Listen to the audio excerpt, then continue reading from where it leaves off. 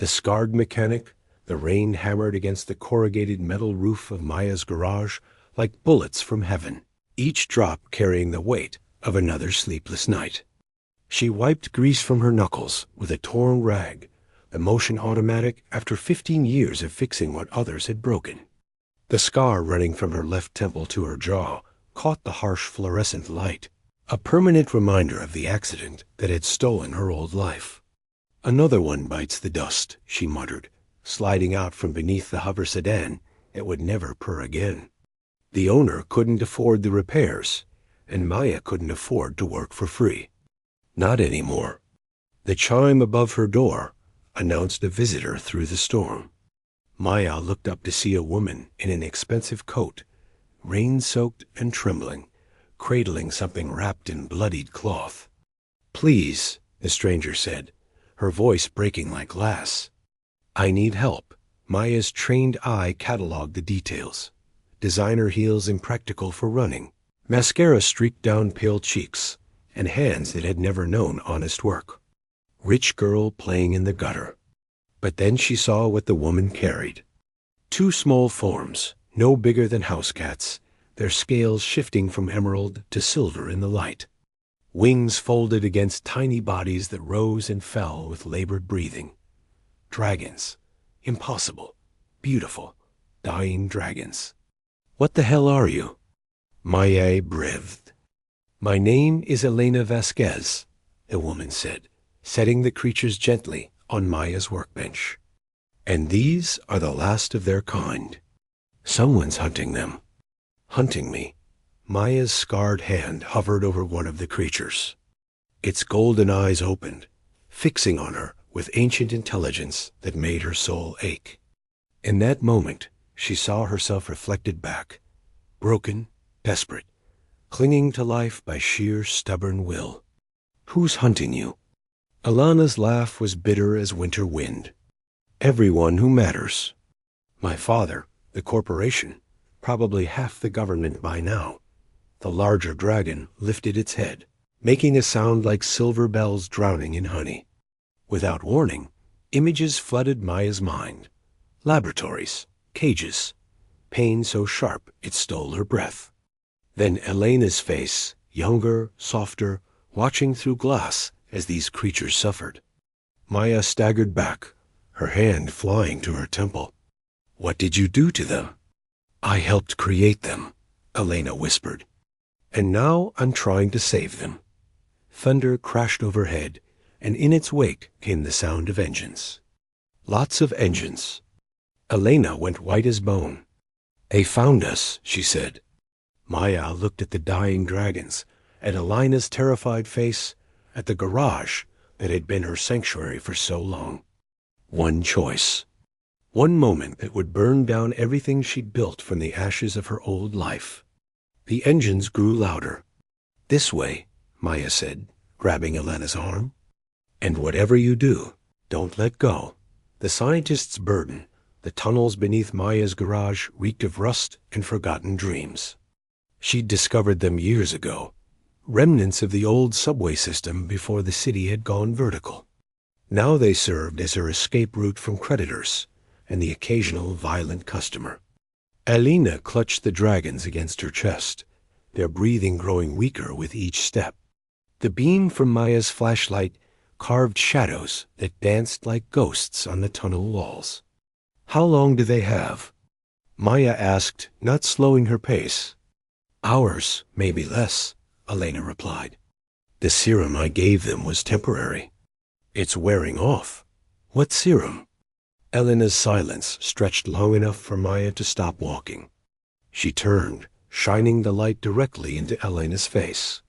The woman looked like she'd aged a decade in the past hour. "The one that's supposed to kill them," Elena finally said.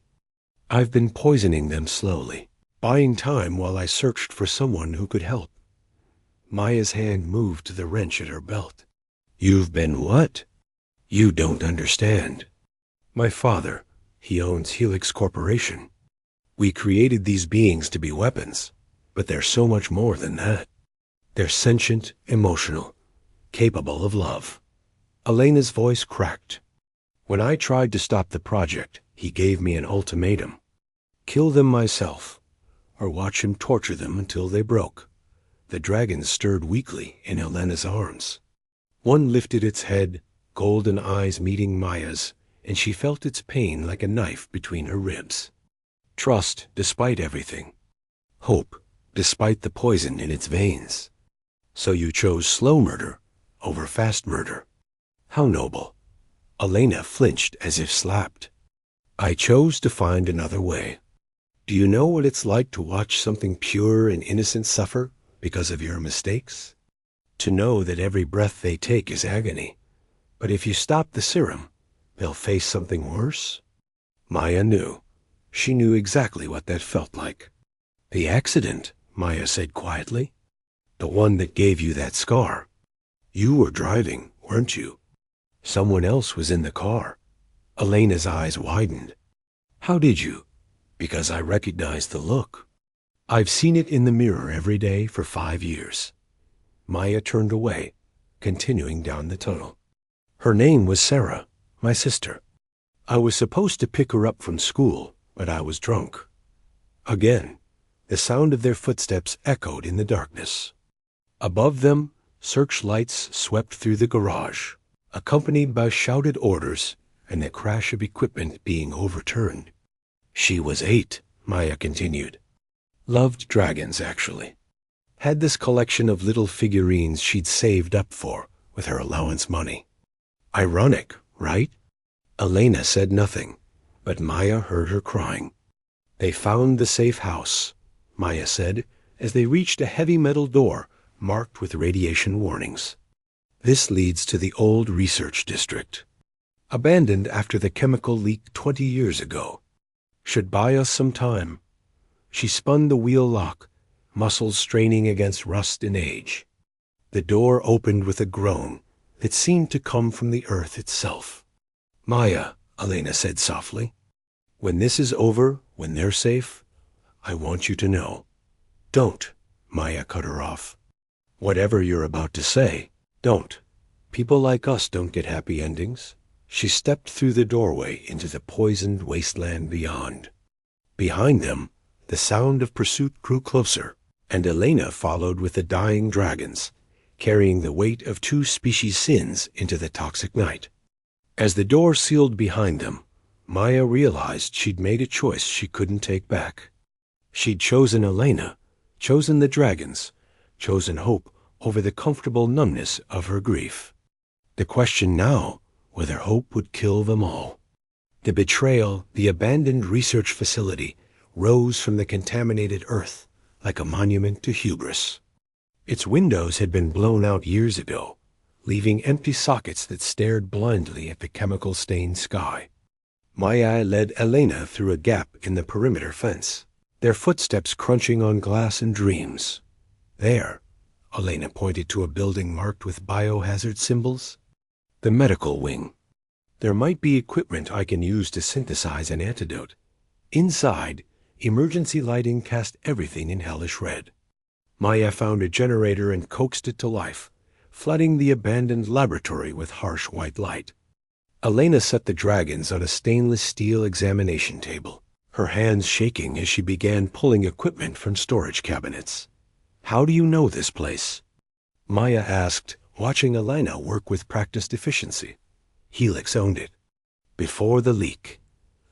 Elena's hands stilled over a centrifuge. Before I killed 300 people, Maya felt the blood drain from her face. The Meridian disaster. That was you? I was project lead. Pushed too hard, too fast.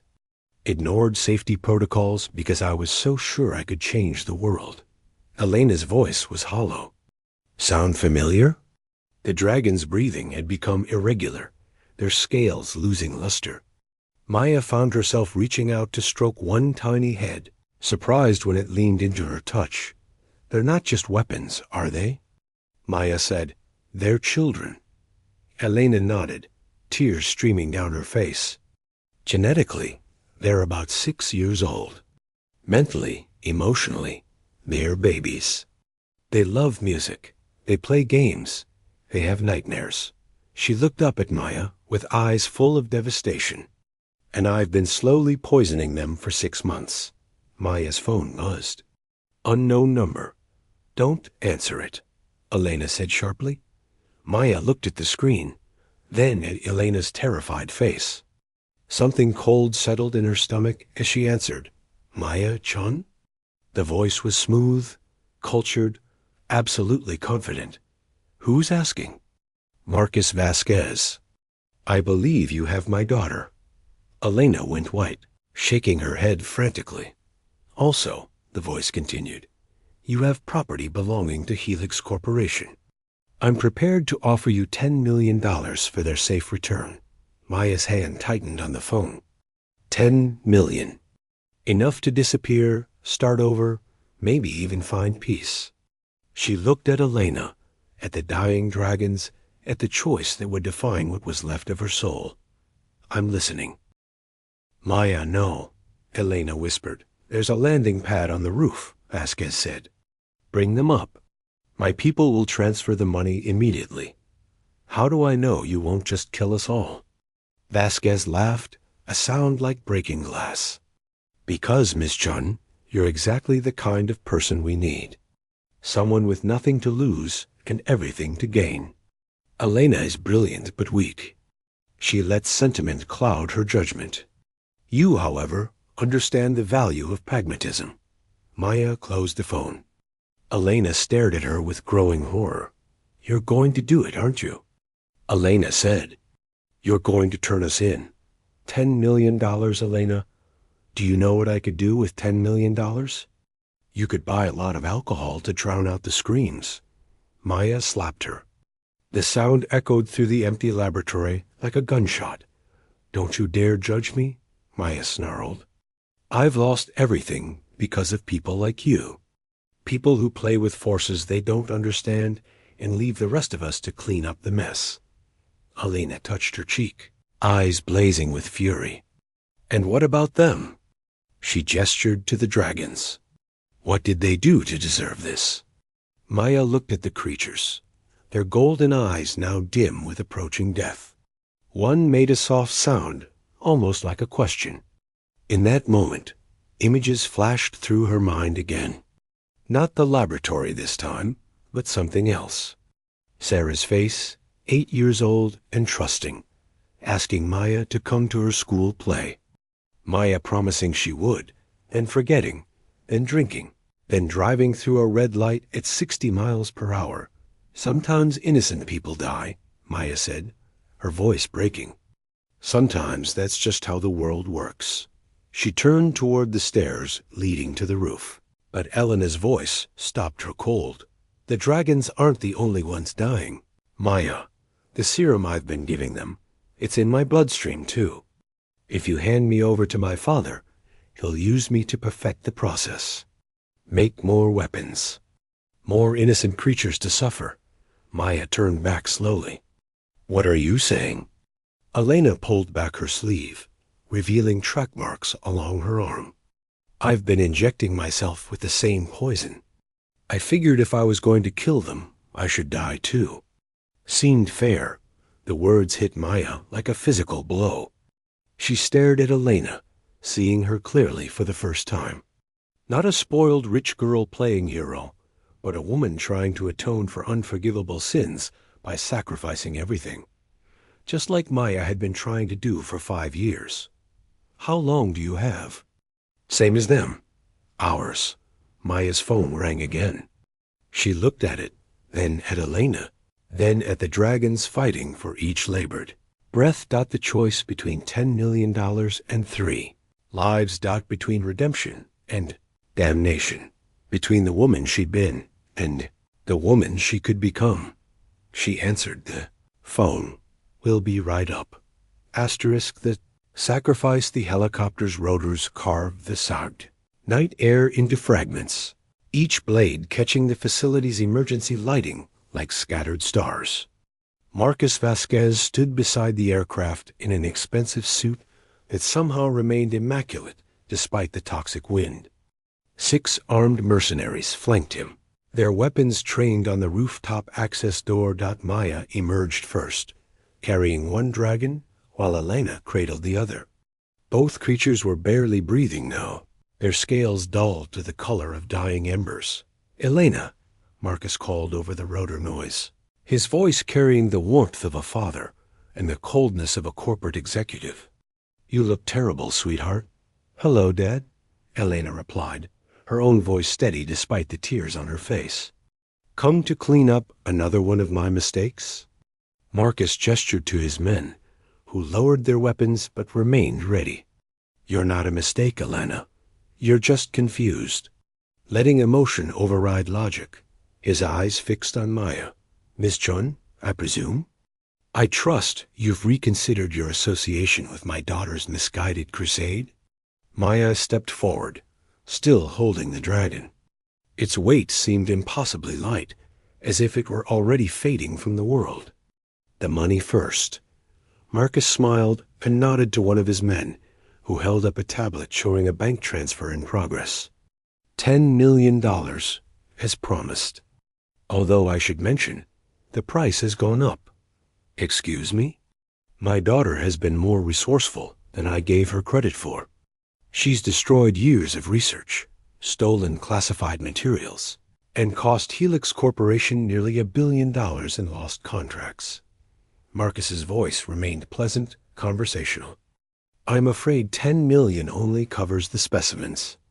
Elena herself is worth considerably more." Maya felt Elena tense beside her. "We had a deal. We had a negotiation. The deal is this: 50 million for all three of them. Elena and both dragons, alive and undamaged." "Maya." "Don't," Elena started. 50 million, Maya repeated, her mind racing. $50 million. Enough to buy a new identity, a new life, maybe even peace. She looked at Elena, at the dying dragons, at the choice that would either damn her or save her. Alive and undamaged? "You have my word." Elena grabbed Maya's arm. "He's lying. The moment we're on that helicopter, he'll have us both killed. You know that." "Maybe," Maya said quietly. "Or maybe he's telling the truth. You know better than that. Look at his eyes, Maya. Look at them and tell me you see anything human there." Maya did look. Marcus Vasquez's eyes were the color of winter ice, beautiful and absolutely empty. The eyes of a man who saw people as resources to be managed or obstacles to be removed. 50 million, Maya said again. Elena released her arm, stepping back with a look of absolute betrayal. "I was wrong about you. I thought I saw something worth saving. But you're just another broken person looking for an easy way out." The words cut deeper than Maya had expected. She found herself thinking of Sarah again, of the promise she'd broken, of the little girl who trusted her completely right up until the moment of impact. "Time's up, Miss Chun," Marcus called. "My offer expires in 30 seconds. Maya looked at the dragon in her arms. Its golden eyes met hers one last time, and in them she saw not accusation but understanding. Forgiveness even. The kind of forgiveness she'd never been able to give herself. "Elena," Maya said softly. "What?" "When I give the signal, run." Before Elena could respond, Maya hurled the dragon she was carrying directly at Marcus. The man instinctively stepped back, raising his hands to protect his face, and in that moment of confusion, Maya pulled the pin from the flash grenade she'd pocketed in the laboratory. "Run!" The rooftop exploded in white light and deafening noise. Maya grabbed Elena and the remaining dragon, diving toward the emergency stairs as gunfire erupted behind them. Bullets sparked off concrete and metal as they plunged into the stairwell. "The dragon!" Elena screamed. "You threw. I threw the one that was already dead." Maya shouted back. "Check the one you're holding." Elena looked down at the creature in her arms. Its breathing was still shallow, but steady, its eyes still holding that impossible light. They reached the laboratory level as footsteps thundered down the stairs above them. Maya slammed the heavy door and threw the manual lock, buying them precious seconds. There's another way out, Maya said, leading Elena toward the back of the building. Service tunnel connects to the old water treatment plant. We can. The door exploded inward in a shower of sparks and twisted metal. Marcus strode through the wreckage, his suit finally showing signs of damage, his face a mask of controlled fury. Enough games, he said, raising a strange pistol that hummed with electrical energy. Elena, step away from Ms. Chun. Asterisk, no, I wasn't asking. He fired. The weapon discharged not a bullet, but a concentrated pulse of some kind of energy. Maya felt it hit her like a sledgehammer to the chest, driving her to her knees as every nerve in her body screamed in unison. Maya! Elena knelt beside her, still clutching the dragon. The neural disruptor is non-lethal, but quite effective, Marcus said, walking closer. Elena, bring me the specimen. Now. Elena looked at Maya, at the dragon, at her father's implacable face. Then she did something that surprised everyone. She stabbed herself in the neck with the syringe she'd prepared in the laboratory. What have you done? Marcus roared. Elena smiled as the antidote flooded her system. Something I should have done months ago. She injected the remaining contents into the dragon, which immediately began breathing easier. The antidote, Elena said, her voice growing stronger. I synthesized enough for both of us. But there was only enough for 2 doses. Maya understood immediately. 3 victims of the poison, 2 doses of antidote. Elena had chosen to save herself and the dragon, leaving Maya to die. You saved yourself, Maya whispered. Asterisk Elena's eyes filled with tears. I saved the ones I could save. The ones who deserved it. Marcus raised his weapon again. Touching. Now come with me, or I'll make sure Ms. Chun's death is considerably more painful than it needs to be. Elena stood, the dragon secure in her arms. She looked down at Maya one last time. I'm sorry, she said. For what it's worth, I think Sarah would have forgiven you. I think she would have wanted you to forgive yourself. As Elena walked toward her father, Maya felt something she hadn't experienced in 5 years. Peace. She'd made a choice, finally, that Sarah would have been proud of. She'd chosen to protect the innocent instead of protecting herself. Poison worked quickly now that the adrenaline was fading.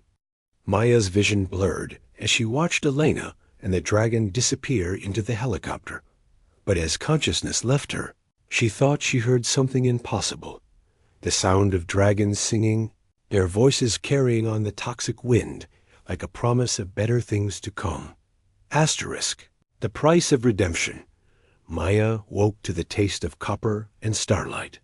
She lay on her back in the laboratory, staring up through a hole in the ceiling where the toxic rain fell in steady drops. Each droplet that hit her face should have burned, but instead felt cool and clean.